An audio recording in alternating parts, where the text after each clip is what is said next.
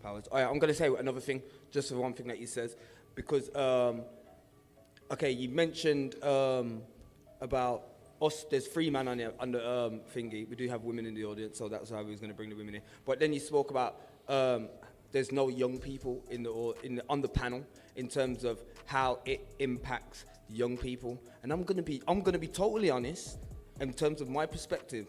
Young people ain't got a clue in terms of how they don't know how it impacts them. I think you misunderstood. I don't think I was saying that. What I was trying to say was, we as men and women, as the parents, have to be in conversation with each other and bring both perspectives, because there was a comment made that I take deep and great issue with. What was the comment? That women are emotional, and as such, it makes it challenging for us to kind of lead a household. And what I would Nobody say, said that. it was worse to those. I said, can we agree that women are slightly more emotional than men? What was the follow-up of that? But the reality is... No. I'm just asking, where did that lead to, so that I can make sure that I'm arguing the right point? I'll tell you exactly where it went to. I said that if a woman says something without thinking about it, it has deeper ramifications that are more serious. If we as men react by saying something without thinking about it. I said, so as a frame within a house, because a man has to hold his frame.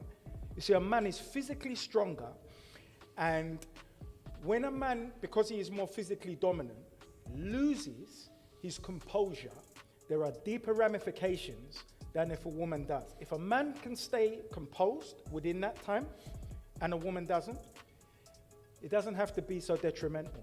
And that's exactly what was conveyed. Okay, so what I would like to suggest is that men are equally, if not more so, emotional. They have become so as a I would still challenge that, because later on you went on, when you were speaking about spirituality, to talk about having an emotional, I wrote it down, but having an emotional frequency, that's how you reach your kind of higher spiritual self.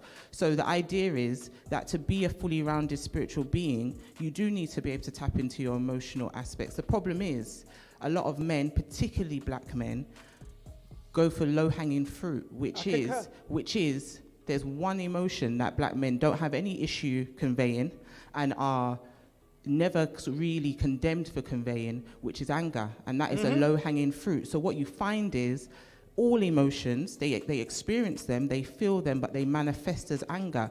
A black man is embarrassed, he's gonna pop off. A black man's disappointed in something, he's angry. A black man feels disempowered, he's angry. And so actually, it's not that they don't feel the range of emotions, it's that they're not given the space or the freedom to express those emotions. And so it's not that women are more emotionally diverse, it's that we hold space for one another so that we can express those emotions. And so that's why I've got an issue with that, because actually, if we don't speak in these kind of binary terms, black men might be able to express those emotions, become more emotionally evolved, in turn helping to keep the family together.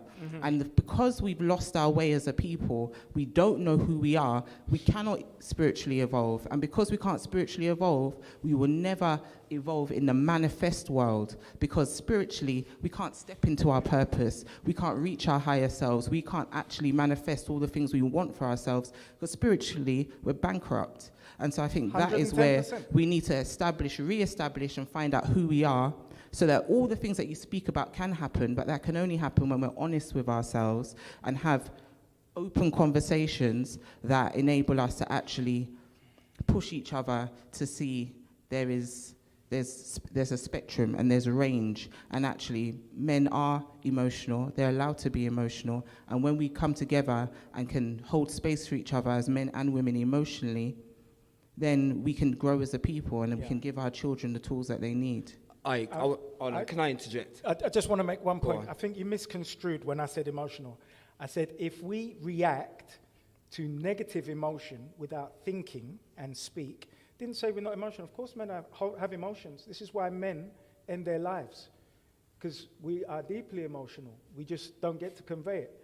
The point I was making is, with radical self-accountability, men need to maintain composure. We can't match the emotional frequency if you are angry or you lose it. Nothing's going to happen. Nothing is going to happen if you lose your rag. I was saying if we defer to anger, by reacting to your emotion, something will happen.